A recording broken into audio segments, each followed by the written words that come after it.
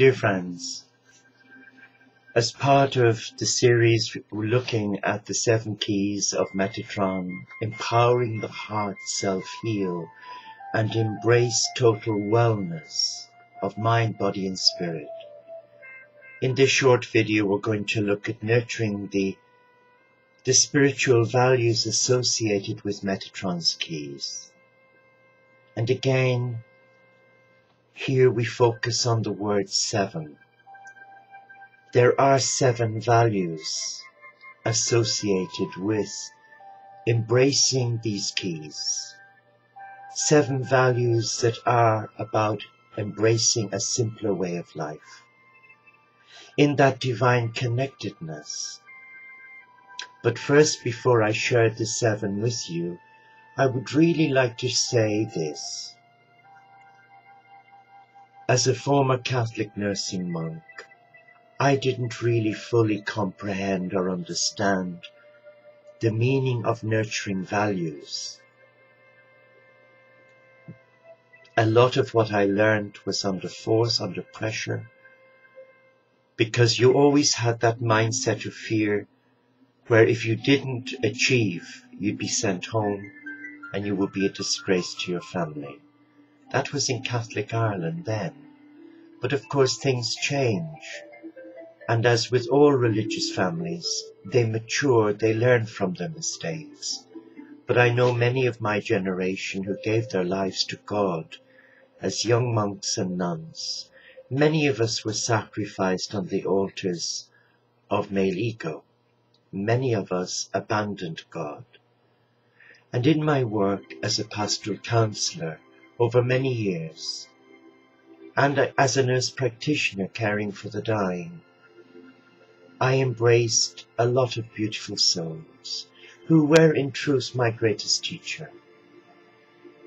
Always a humbling experience to learn from another who considered themselves not valued by their church, by God even, but yet they had a profound message.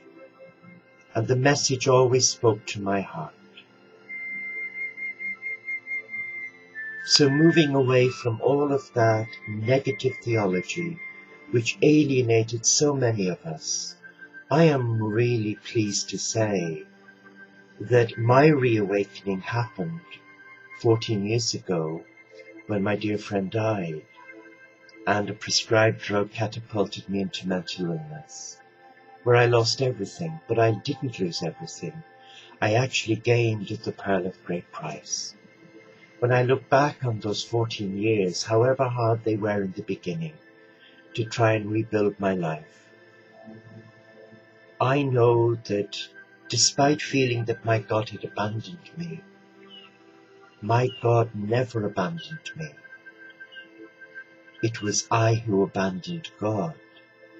But today, living that simple life, as an independent, not controlled by any religious family, but yes, I am a Catholic Christian in my heart, but the difference is that I don't buy into the dogma and the fear and the control.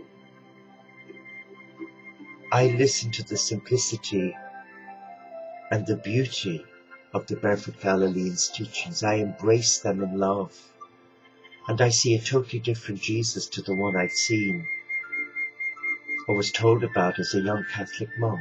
To me, Jesus is a very beautiful spiritual master who embraces all beliefs, and also influenced by Hildegard of Bingen and Francis of Assisi, as well as Sri Chimoy and the 3 great Teresas of Avila, Lisieux and Calcutta, Corrie ten Boom, even Martin Luther King, Gandhi, the Lord Buddha.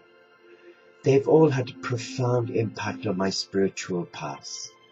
But the 7-fold values in nurturing our spiritual paths, having activated the keys of Metatron, have become promises I've made, guided by God in my heart, to make to God, so as to continue this loving relationship despite my vulnerabilities, despite my weaknesses.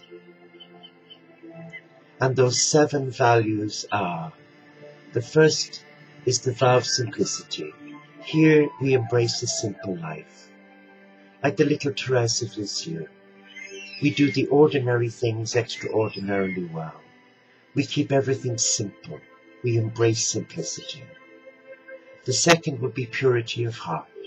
And this applies to all of us, whether we're married, celibate, or whether we're in and out of relationships.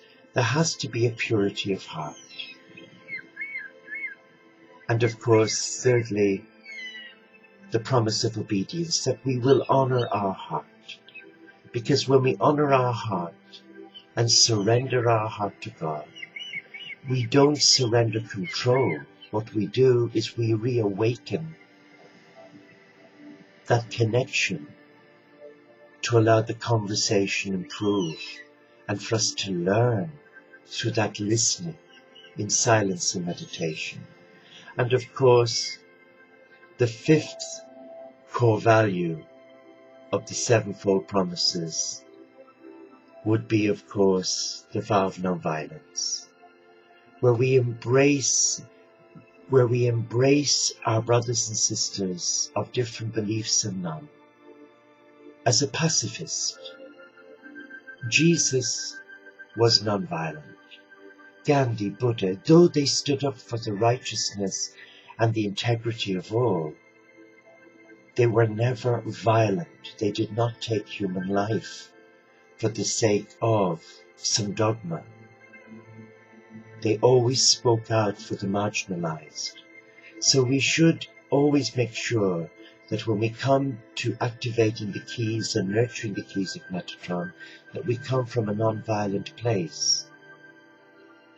And the next core value is, of course, universal citizenship. As a child of God, regardless of my belief, whether I'm Christian, Buddhist, Muslim, Jew, it's irrelevant. I'm a universal citizen in the kingdom of God on earth. And then we have the vow of providence. What does this say? The promise of providence.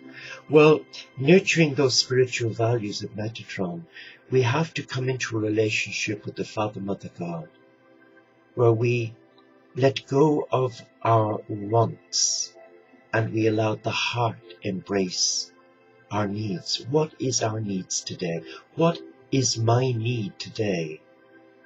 Well, we present that need to God and we trust, because when we surrender our heart in love to God, not necessarily like me as a monastic or a monk, but the ordinary man and woman in the street, the ordinary believer, when you ask God into your heart, you surrender your heart to love and you trust that the Creator will meet your needs, not your wants. God doesn't do the wants, regardless of all the wonderful videos about manifesting your abundance. A lot of people today are caught up in this mindset of I want, I will have, I will take. That is not the spirit of providence. And then, of course, finally, compassion. As an independent lay monastic Franciscan, I embrace interfaith. I embrace all faiths.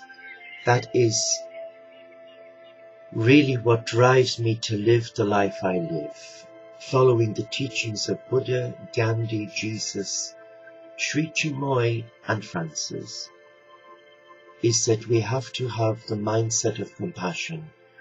God has compassion on their children. Why can't we have compassion on one another?